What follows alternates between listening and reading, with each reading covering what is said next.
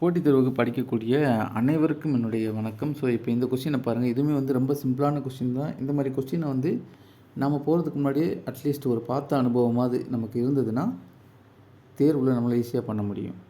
அந்த வகையில் இந்த கொஸ்டினை வந்து எப்படி அணுகலான்னு பாருங்கள். ரொம்பவே சிம்பிளான கொஸ்டின் தான். ஃபஸ்ட் எக்ஸ்பிளைன் பண்ணி, அதாவது ஒரு தியேட்டரில் வந்து பார்த்திங்கன்னா இந்த மாதிரி லைனாக இருக்குது. இதில் ஃபஸ்ட்டில் வந்து 20 சீட் இருக்குது. அடுத்து 2 ஆட் பண்ணிக்கிட்டே போகிறாங்க. அப்போ 22, 24, 26, 28 ஸோ அப்படின்ற மாதிரி போகும். இந்த மாதிரி பார்த்திங்கன்னா மொத்தம் வந்து 30 வரிசை இருக்குது. இப்போது ஃபஸ்ட்டு வரிசையில் வந்து 20 இருக்குது. அடுத்து ஒவ்வொரு வரிசையிலையுமே 2 ஆட் பண்ணிட்டு போகிறாங்க. அப்போ 30 வரிசையில் இருக்கும்போது அப்போ 30வது வரிசையில் எத்தனை வரும், எத்தனை சீட்டு வரும்னு நம்ம கேட்டிருக்காங்க. ஸோ ஃபஸ்ட்டு வரிசையில் 20, செகண்டில் 22, தேர்டு, ஃபோர்த்து, ஃபிஃப்த்து. அப்போது இந்த ஃபிஃப்த்து சீட்டில் என்ன இருக்குது, 28. அப்போ 2 கூட்டிகிட்டு போகும்போது 10வது சீட்டில் என்ன வரும், 38. 20வது சீட்டில் 58.